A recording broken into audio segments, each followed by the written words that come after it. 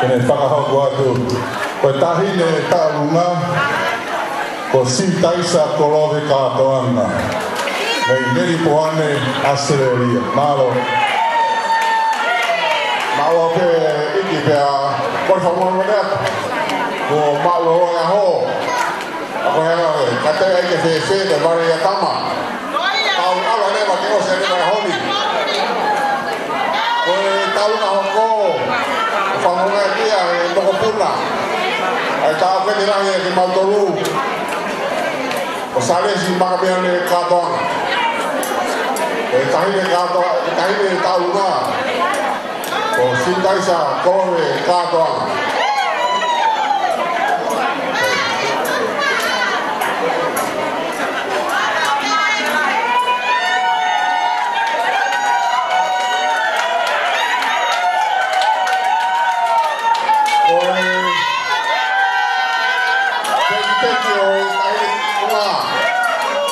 Koe Fanga i wafe.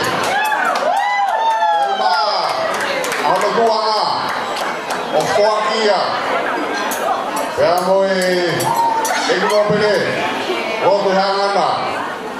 Kai wano ha whono hoa, mele, reini, te hangana. Kataki, waki tahine na ko mele Katoanga. Koe tahine arisi, hao to e teki o. Hoi kia ki hoi ki. Pere.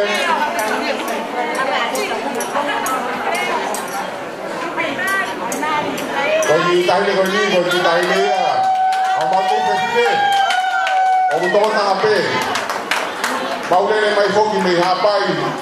Pere tamai ka mautol ke mapumo mau hoai. Matata hedu kalofa. Pahong hoa. Alilia. Me fuka paua. Koe hoa, te hitanga au tāke te rahi. Hau e me whunga wafo una. Pea koe, te ina sisi o ku. Ai me Tamai Winston. Hau e me somo tāo wha. Au tāo wale whunga tohe rea, paku te mai kāo ke whao whai pe porka ai whatokia e me whia koe ni.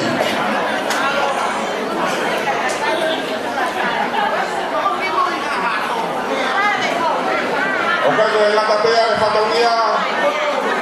Ia i ki kumpu koe whamiri. Hoko heri kia Alilia Katoanga. E kātaki mai o mau atu e ki kumpu koe whamiri. E tohori atu, ki e whanonga au kumo whamiri kumo. Parali kia i ki kahau. Alilia. Kore ale me hatoani ki kumpu koe ni. Alilia.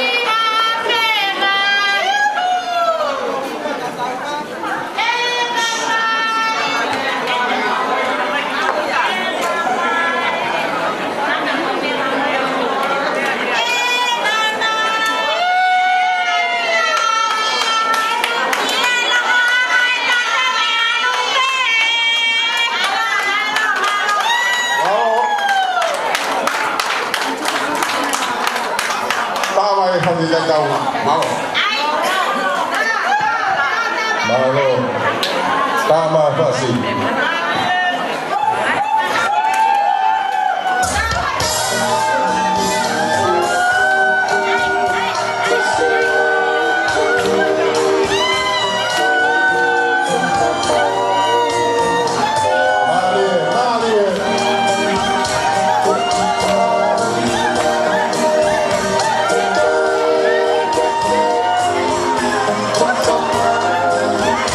Oh,